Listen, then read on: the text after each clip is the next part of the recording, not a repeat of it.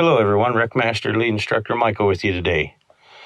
I've been looking at the numbers and it seems our slow down move over efforts have been working. We have fewer towers that have been killed alongside the road here in the past year from the reports that we are seeing.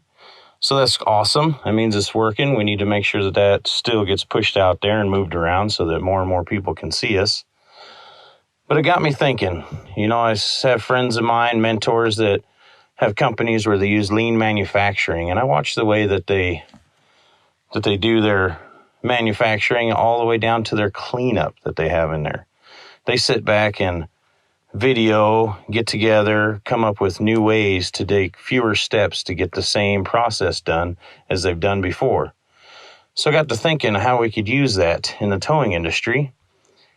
And what I found is if you take one of your fellow towers and you guys go out and record each other as you load a car on the side of the road or load a car in your storage lot.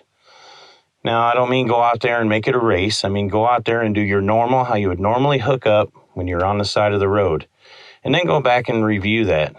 If you go back, you might find out that you're taking a whole lot of extra steps to get around your truck. You may need to move your equipment from side to side. You can be pretty surprised to see how many steps or how many movements that you could take out of your process of hooking these cars up to lessen your exposure on the side of the road.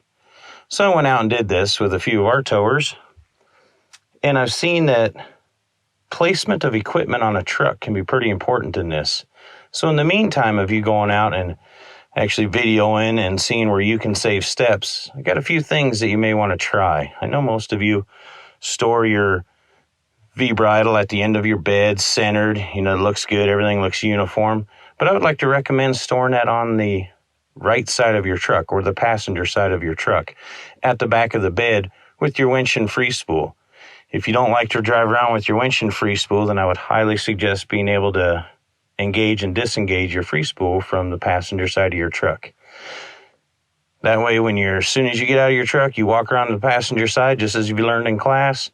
You'll go right over there, grab your V-bridle, pull it out, hook it up while staying away from the cars on the side of the road. Again, lessening your exposure to the possibility of someone drifting and clipping you when they go by. Things with your equipment that you might want to think of.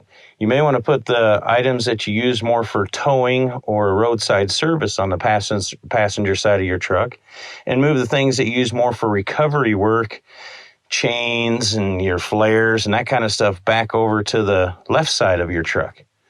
More than likely, you're going to spend more time doing tows than you are going to be doing recovery work. Again, now you have fewer steps. You're only running up and down that left side of your truck. So just a few ideas that I've had in my mind. I know this is a nice, quick, short one today, but go out there and seriously sit down and record yourself doing a normal tow. Don't get in a big hurry. Don't make it a race. Do it exactly how you would on the interstate. Get back to your office, take a look at it, see if you can set your truck up there and keep yourself away from these cars, guys. Again, we've been doing a great job with this slow down, move over, and we've seen it helping, but now it's our turn. We want the public to see us. We need to make sure that we police ourselves and keep ourselves away from them cars.